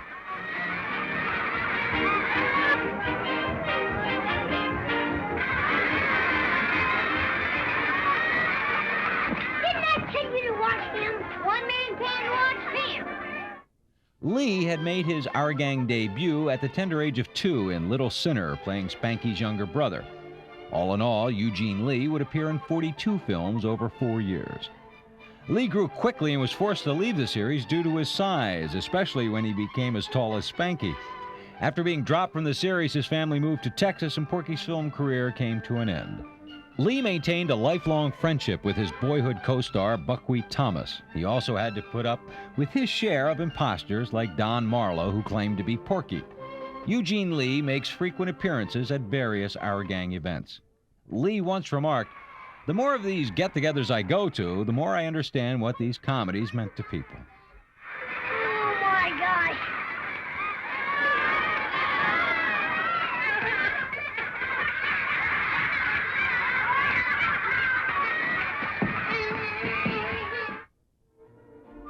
The 1936 release Board of Education is a landmark Our Gang film. Directed by Gordon Douglas, it was the first of the new, single-reel, shorter, 10-minute films, and it won Our Gang's only Academy Award for Best Short of 1938. The film also introduced a new school teacher for the gang, Miss Lawrence, played by Rosina Lawrence. 1937 marked the 15th anniversary of Our Gang, and members past and present gathered on the Roach lot. Organized by Hal Roach 15 years ago, it's still going strong. Mary Cornman and Darla Hood, 4-year-old heroine. The original fat boy, Joe Cobb, and Porky Lee, his double. Johnny Downs and Spanky McFarland. Hello, Spanky. How's my pal? I'm Farina, and he's Buckwheat. You said it. Jackie Condon and Alfalfa Switzer, the latest crooner. Sing, baby, sing. We will kill the old red rooster, we will kill the old red rooster, we will kill the old red rooster when she comes. Very good. A gathering of the original Our Gang as they look today and as they looked in the good old days. They say you're as old as you feel. I feel terrible. Carry on, kids. The gang's all here. With so many Our Gangers on the lot, Roach changed the title of the current film in production from Our Gang Follies of 1937 to Reunion in Rhythm, and added the former gang members to the opening sequence of the film.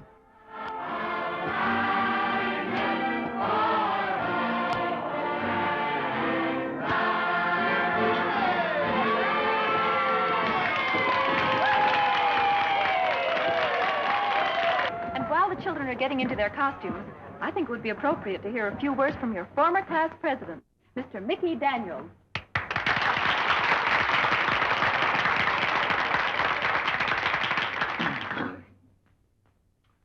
Well, when I first came to the school, I was nothing but a bashful, freckle-faced boy.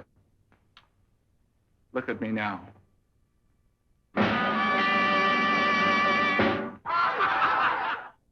The Our Gang Follies of 1938 is the last two-reeler Roach would ever make. It's also one of the most ambitious and expensive of all the Hal Roach produced Our Gang films. Once again, Spanky is putting on a show, and the headline act is Alfalfa, king of the crooners. But Alfalfa has some loftier ideas. I'm the barber of Seville. I'm the barber of Seville. Say, what's he trying to do? I don't know. Close the curtain, quick, Dicky. I'm the barber of... You kids go out and do your harmonica act, quick. Say, why'd you close the curtains on my face? 'Cause Because you're trying to be a barber when you're supposed to be the king of crooners. Director Gordon Douglas, seen here on the set of The Follies of 1938, had a higher budget to work with because of MGM's additional funding in return for a share of the box office. And very soon, MGM would play an even larger role in the future of Our Gang. Later in 1938, Hal Roach announced he had sold the whole Our Gang unit to MGM. By the summer, the gang began showing up for work at MGM. In all, MGM would produce 52 Our Gang films from 1938 through 1944 without Hal Roach's participation. And an extra special greeting from Our Gang. Happy New Year to you! Happy New Year to you! Happy New Year, dear people! Happy New Year to you!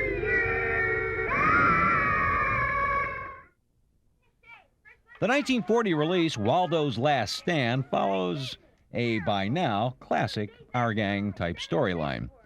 Waldo's lemonade stand is in trouble. Waldo was played by Darwood Smith. He appeared in 21 films over 4 years.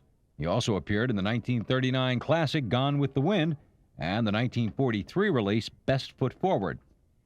In later years, Smith became a minister and a pastor of a Seventh-day Adventist church in California. Back at the lemonade stand, guess what? Spanky has an original idea on how to increase Waldo's business. What that lemonade needs is a floor show. That's a swell idea. It's after 2 o'clock. Where's all those kids you said would be here?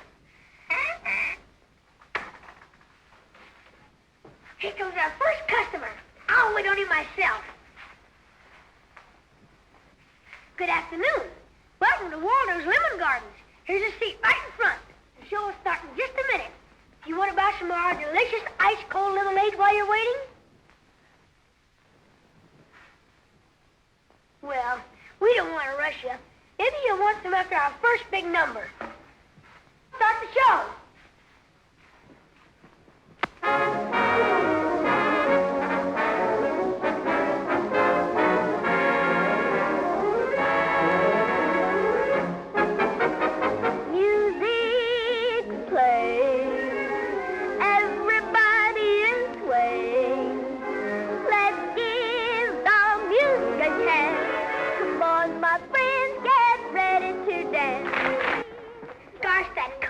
Sure is tough. Hey, just a minute, Mickey. That lemonade is for the customers. What customers? The ones that are coming. I'm sorry, but those crackers are salty and they made me thirsty. They made you thirsty? You guys get ready for the Singing Waiters Act. Mickey Gubitosi was born in 1933 and appeared in 40 Our Gang films over 5 years. Blake's more than 70 feature film career began with the 1940 release, I Love You Again. In 1942, he changed his professional name to Bobby Blake, and he also began appearing in other films like the Red Ryder series, where he played Little Beaver.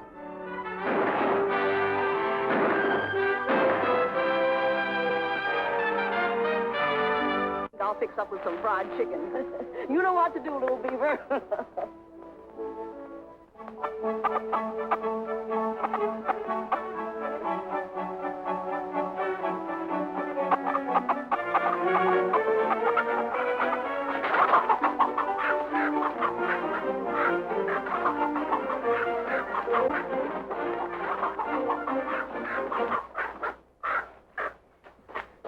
You having trouble, little beaver? I'm trying to get away. Me catch him by tail feathers. Other films include the 1947 release, The Return of Rin Tin Tin, followed by the 1948 Treasure of Sierra Madre.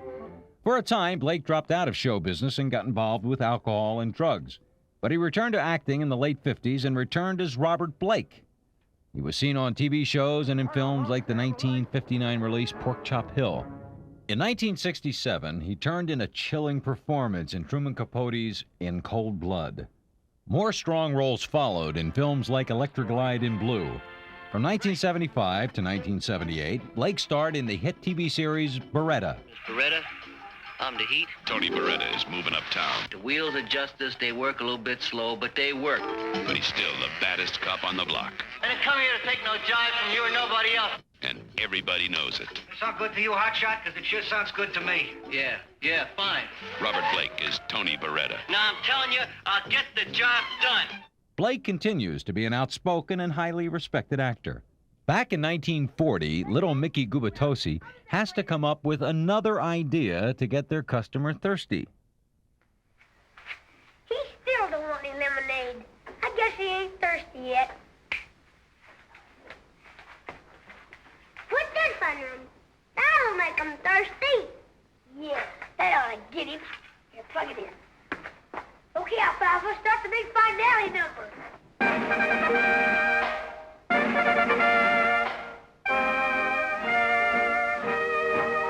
been a long time looking for a girl like you. Every single word you say, every action that I see, seems to tell me you're the only one for me. And if you ever make your mind up, then a boy. The silent and non-thirsty customer was played by William Robert Laughlin. He appeared in 29 films over a 4-year period, but he will be forever known as Froggy when moviegoers heard him speak for the first time in this film. After Our Gang, Laughlin expressed little interest in acting and returned to school. Tragically, Froggy was killed in a traffic accident at the young age of 16. But his unforgettable voice made Froggy a fan favorite and the last memorable Our Gang edition. Why don't you want to buy some of our lemonade? I don't have no money. And besides, it's too hot in here. The early 40s saw the departure of 3 of Our Gang's most important members. First to leave was Alfalfa, whose last film was the 1940 release Kitty Cure. Next to leave was Darla. Her last film was the 1941 release Wedding Worries. And Spanky's last Our Gang film was the 1942 release Unexpected Riches. The last Our Gang film, Tale of a Dog, was released in 1944. The senior Our Gang member on screen was Billy Buckwheat Thomas. Our Gang made a reappearance of sorts during the late 1940s. Hal Roach licensed many of the pre-MGM shorts to Airco for non-theatrical use under the title of Kids and Pets. Non-theatrical referred to 16mm home use and for rentals at various institutions, including schools and libraries. Part of Roach's sale of Our Gang to MGM prevented him from producing new Our Gang comedies. But in 1946, he hoped to create a new generation of kids' movies featuring a clone of Our Gang. The first film was called Curly and starred Larry Olson in the title role. Olson had obvious similarities to Spanky McFarland and Jackie Cooper. Supporting Olson was what Roach hoped would be the Our Gang of the future. Also appearing in the film, Stymie Beard's brother, Rene. Take care of things, this and that.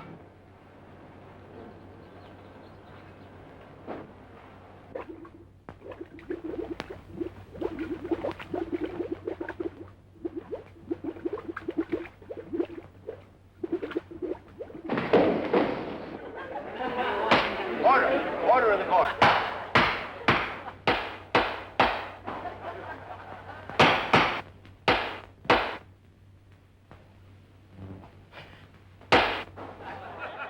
The second feature Roach produced with his new gang was Who Killed Doc Robin? Both films were box office failures. In 1950, another non-theatrical distribution deal was made with Official Films. These films were released under the title Famous Kids Comedies. Also in 1950, Monogram Studios licensed the Hal Roach Our Gang films for theatrical distribution, and the name of the series was finally changed to The Little Rascals.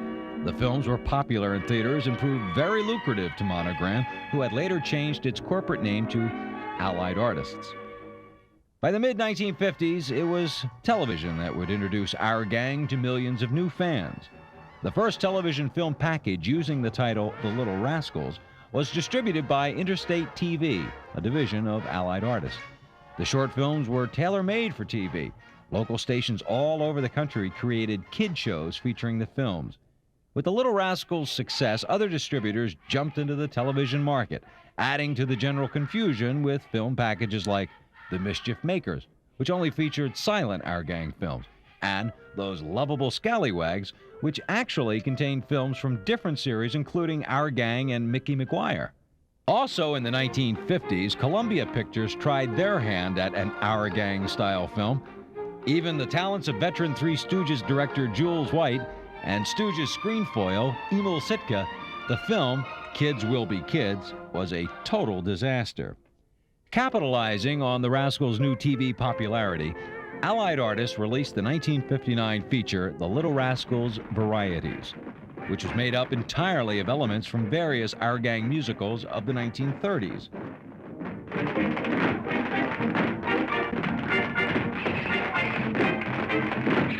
Didn't I tell you I wanted to be the actor? I give up.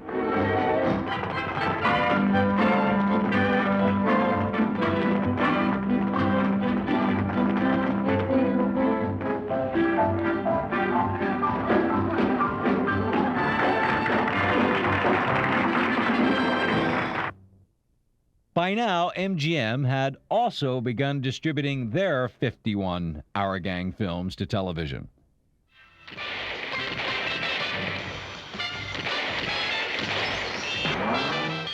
Then in the 1960s, the British tried to copy the Our Gang success with The Magnificent Six and a Half.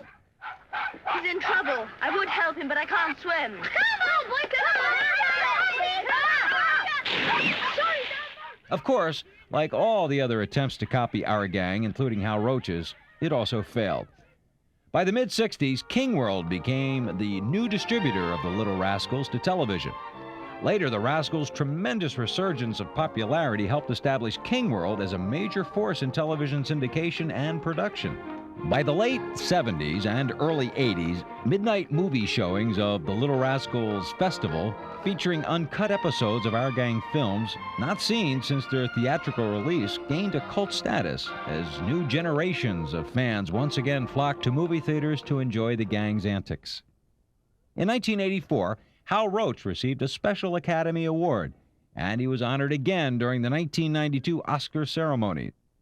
Roach died at the age of 100 on November 2nd, 1992. So, what was Roach's secret formula? What special tricks keep each new generation laughing and loving his gang? The answer may be right in front of us, right in the title, Our Gang. What Hal Roach captured is us in our most innocent and most hopeful years. As kids, the world began brand new each day. Without adults, we found our own way. We solved our own problems. But most of all, we had fun. All those incredible Our Gang members managed to capture the essence of our youth on film over and over again. From the 1920s to the 1940s, each new generation of Our Gang helped us remember the timeless joys of our own childhood. Hope you like